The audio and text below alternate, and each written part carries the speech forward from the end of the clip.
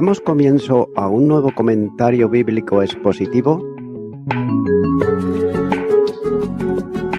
Servidores de Dios. Quien te habla es Manuel Cornejo.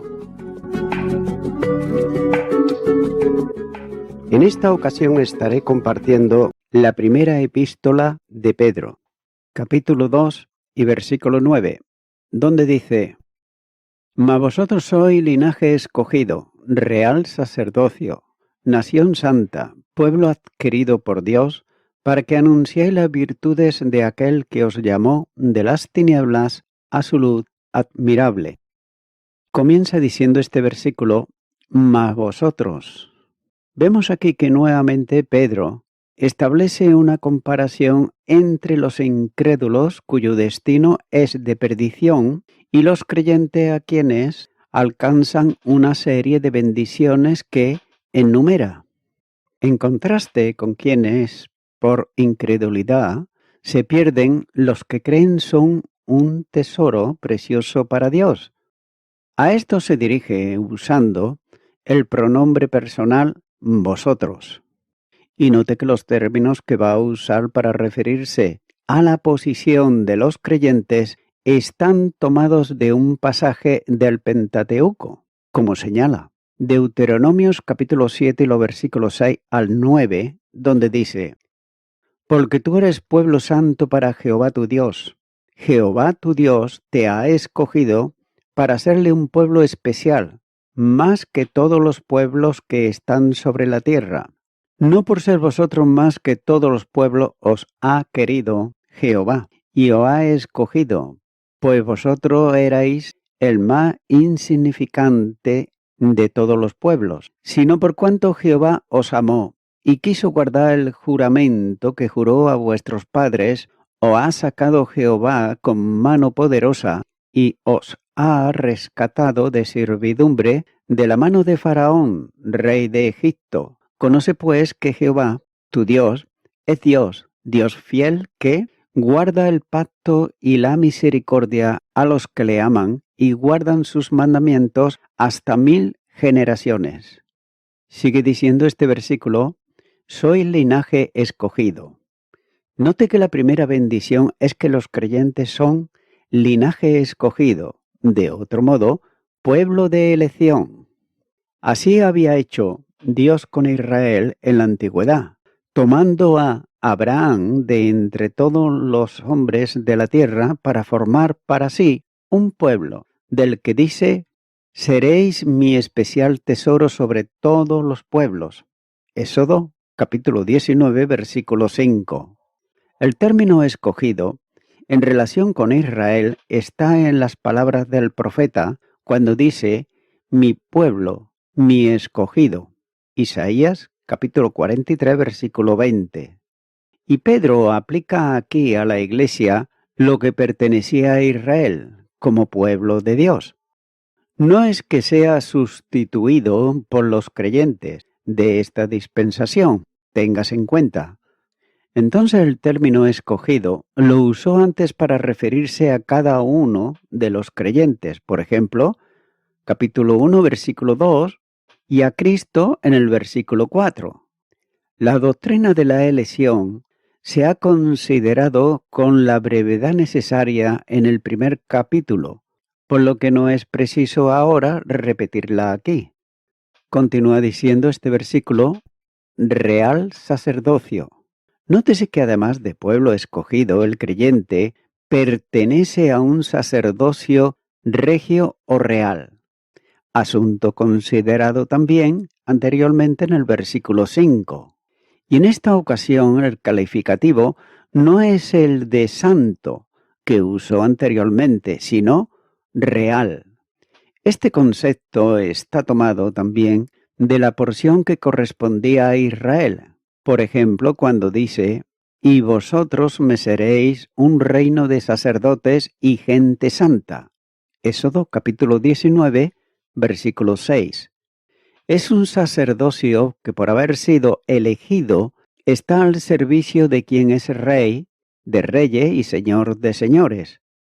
Tal condición Nótese que el resultado de la redención que Cristo hizo con su sangre, cuando dice, porque tú fuiste inmolado y con tu sangre nos has redimido para Dios de todo linaje y lengua y pueblo y nación, y nos has hecho para nuestro Dios reyes y sacerdotes, y reinaremos sobre la tierra.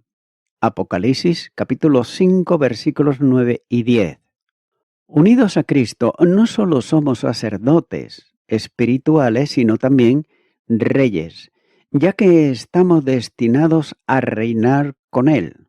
Apocalipsis capítulo 20 versículo 6 dice, Bienaventurado y santo el que tiene parte en la primera resurrección. La segunda muerte no tiene potestad sobre estos, sino que serán sacerdotes de Dios y de Cristo y reinarán con Él 1000 años. De otro modo, todos los creyentes, por vinculación con Cristo, comparten su oficio sacerdotal y su oficio real. En él concurren los dos aspectos, es tanto rey como también es sacerdote, ya que su sacerdocio no es heredado por el sistema de la antigua dispensación, sino establecido por determinación divina.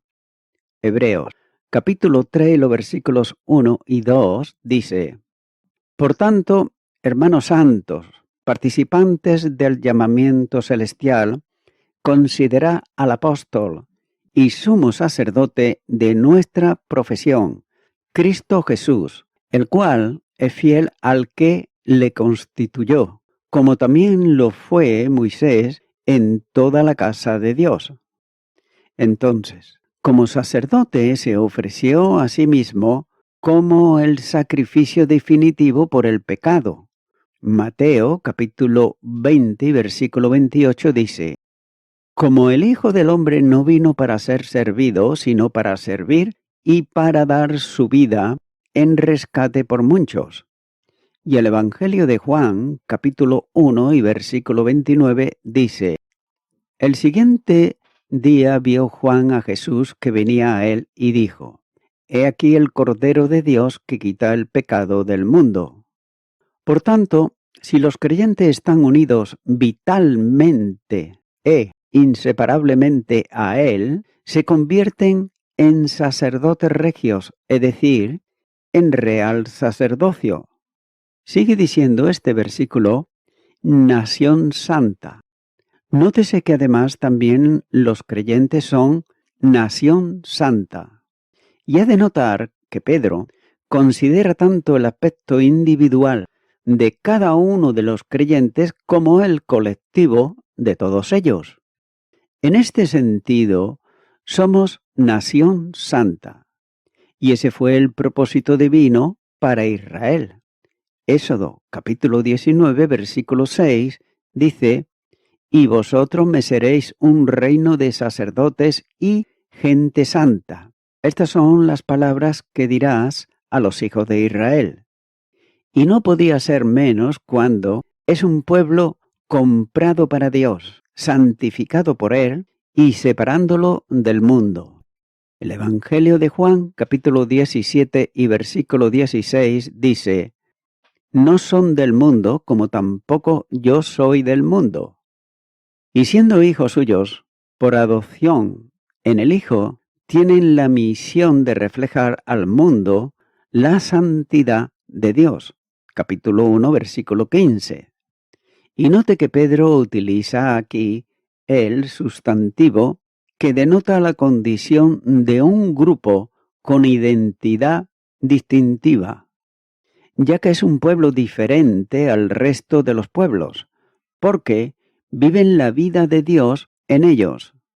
Tengas en cuenta que la santidad no es una opción de vida, sino la única manera de vivir la nueva vida, recibida cuando se cree en Cristo.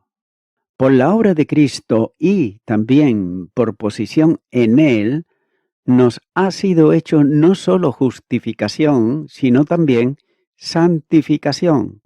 La primera carta a los Corintios, capítulo 1 y versículo 30, dice: Mas por él estáis vosotros en Cristo Jesús, el cual nos ha sido hecho por Dios sabiduría, justificación, santificación y redención. En el nuevo nacimiento, los corazones son purificados para que puedan vivir en una orientación santa, cuando antes, sin embargo, eran esclavos del pecado y también incapaces de vivir santamente. Continúa diciendo este versículo: pueblo adquirido por Dios. Aquí se refiere también a que los creyentes son literalmente pueblo para posesión. La traducción pueblo adquirido no expresa la dimensión plena de la frase, ya que los creyentes con un pueblo de propiedad privada, posesión personal de Dios, que lo compró al precio de la sangre de Jesucristo. La primera carta a los Corintios, capítulo 6 y versículo 20 dice: Porque habéis sido comprados por precio, glorificad pues a Dios en vuestros cuerpos y en vuestro espíritu, los cuales son de Dios. Y también la primera carta a los Corintios, capítulo 7, versículo 23, dice: Por precio fuisteis comprados, no os hagáis esclavos de los hombres. De ahí que cuando Dios dijo a Israel: Ahora pues, si diereis oído a mi voz y guardareis mi pacto, vosotros seréis mi especial tesoro sobre todos los pueblos, porque mía es toda la tierra. Éxodo capítulo 19, versículo 5. Y por esa causa Pedro usa el sustantivo que con varias sesiones como salvación de un peligro, conservación, adquisición, posición, con lo que está indicando que los creyentes son posición de Dios y por consiguiente su tesoro especial. Un pueblo adquirido para poseerlo como tesoro personal. Efesios capítulo 1 y versículo 14 dice: que es la arras de nuestra herencia hasta la redención de la posesión adquirida para alabanza de su gloria. Y Pedro recuerda el precio que Dios pagó para que los creyentes sean suyos. Capítulo 1, versículo 19. Continúa diciendo este versículo: para que anunciéis las virtudes de aquel que os llamó de las tinieblas a su luz admirable. Nótese que este pueblo especial tiene un compromiso con Dios, y es anunciar las excelencias, las virtudes, las proezas suyas, es decir, manifestar la grandeza del Señor ante el mundo. La proeza de Dios fue sacarlos de las tinieblas y trasladarlos a la luz. La luz de Dios se califica como admirable. Y un nuevo contraste se aprecia fácilmente. Antes, en la vida vieja, el creyente seguía a los ídolos porque vivía en tinieblas. Convertido a Cristo, sin embargo, ahora adora a Dios, que es luz admirable. En el testimonio que se da de los creyentes en la carta a los tesalonicenses, dice: porque ellos mismos cuentan de vosotros la manera en que nos recibisteis y cómo os convertisteis de los ídolos a Dios para servir al Dios vivo y verdadero. Primera carta a los tesalonicenses, capítulo 1 y versículo 9. Así, a todos los salvos, el cual nos ha librado de la potestad de las tinieblas y trasladado al reino de su amado Hijo. Colosenses capítulo 1, versículo 13. Los que eran incrédulos habían llegado a una situación de sujeción a las tinieblas a causa del pecado, ya que enteblenecidos y en tinieblas estaban incapacitados para servir a Dios, que es luz admirable, porque nada tiene la luz con las tinieblas. Por eso nos dice: no os unáis en yugo desigual con los incrédulos, porque ¿qué compañerismo tiene la justicia con la injusticia? ¿Y qué comunión la luz con las tinieblas? Segunda carta a los Corintios, capítulo 6, versículo 14. Nótese que Dios los hace aptos para participar de la herencia de los santos en luz, a la que Pedro se refirió anteriormente. Esta posesión de la herencia es la vida eterna en el reino celestial. De otro modo, es la posesión misma de Dios, quien es luz, y en él no hay tiniebla alguna. Primera carta de Juan, capítulo 1 y versículo 5. Y en ese sentido, la libertad tiene consigo la recesión de la vida eterna, dada como don de Dios a todo aquel que cree. El mundo de la luz está siempre en oposición al poder de las tinieblas, en cuya esfera están los hombres no salvos. De ese poder esclavizante nos libró Dios. Quienes eran esclavos por voluntad propia son liberados de la esclavitud para pasar a la libertad en Cristo, en la que han de mantenerse firmes. Gálatas, capítulo 5 y versículo 1 dice: Estad pues firmes en la libertad con que Cristo nos hizo libres, y no estéis otra vez sujetos al yugo de esclavitud. Lo que Dios determinó antes de la creación, establecido en el plan de redención conforme a su soberanía. La segunda carta de Timoteo, capítulo 1 y versículo 9 dice: quien nos salvó y llamó con llamamiento santo, no conforme a nuestras obras, sino según al propósito suyo y la gracia que nos fue dada en Cristo Jesús, antes de los tiempos de los siglos. Note que fue llevado a cabo por el heredero de todo y trasladado al reino de la luz, que es el del Hijo amado. Es el traslado de una esfera de perdición y tinieblas que controla la humanidad sin Cristo a la luz admirable del reino de Dios. Traslado que se produce en el momento en que un pecador perdido deposita la fe en Jesús. Es notable observar que toda la obra de salvación es de Dios.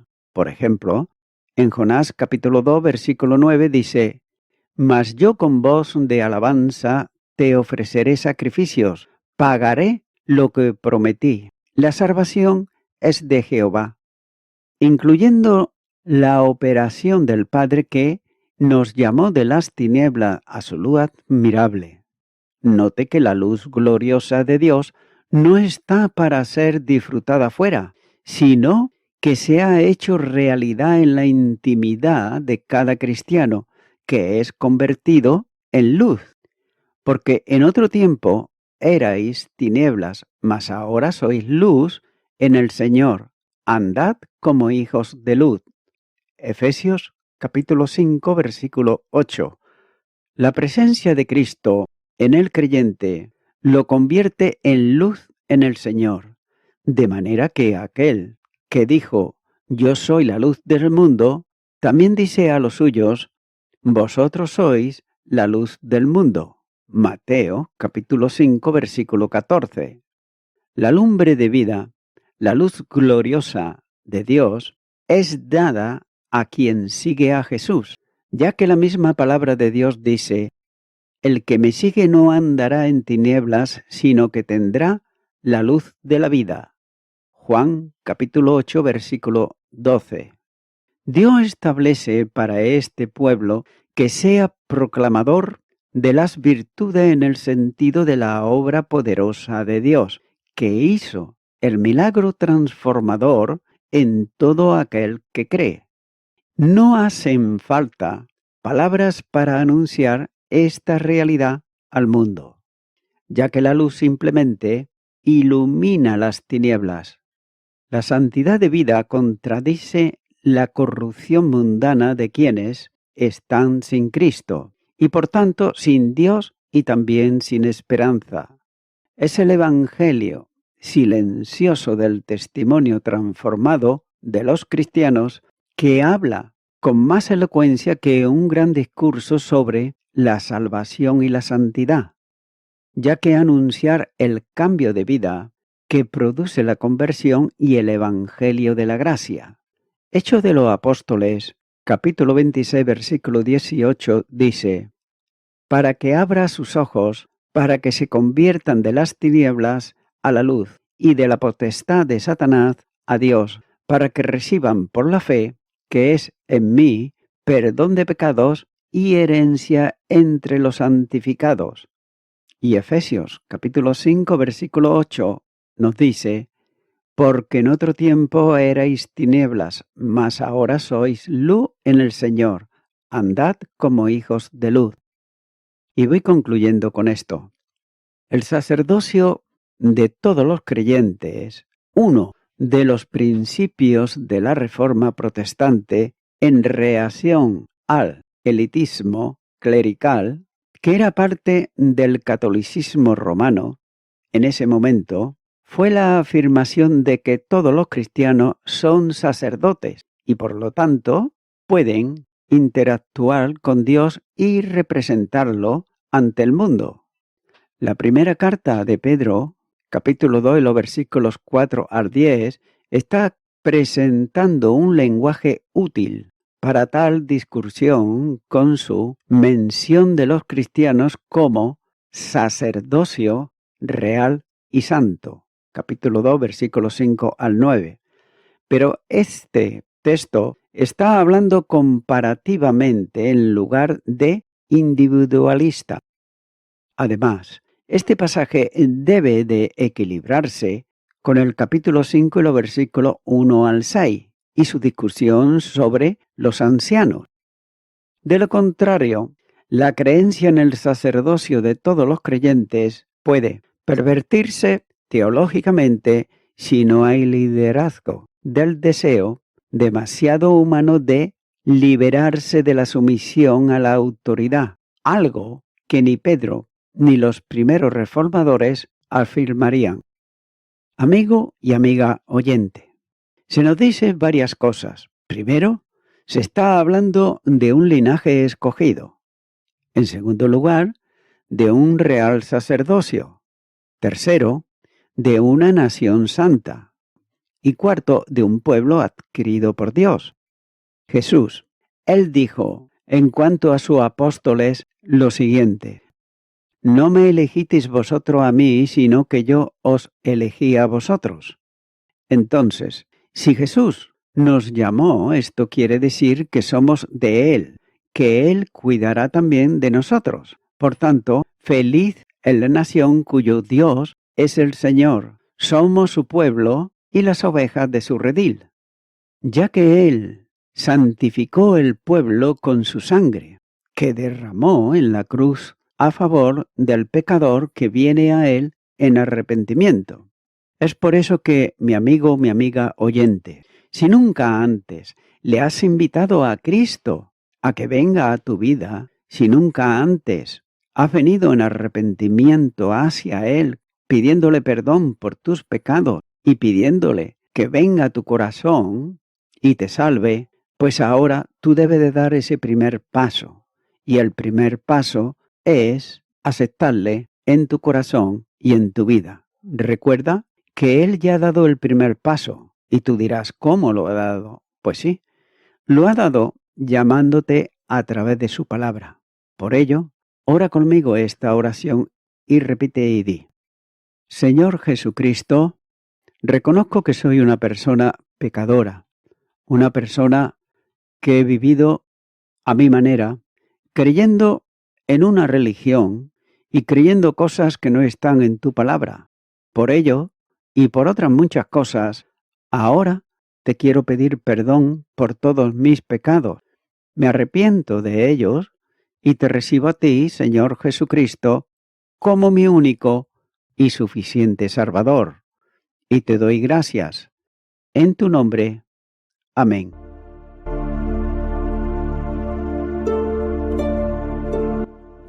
Amigo y amiga oyente, si tú has hecho esta oración de corazón Te recomiendo que comiences a orar a Dios, en primer lugar, en el nombre del Señor Jesucristo.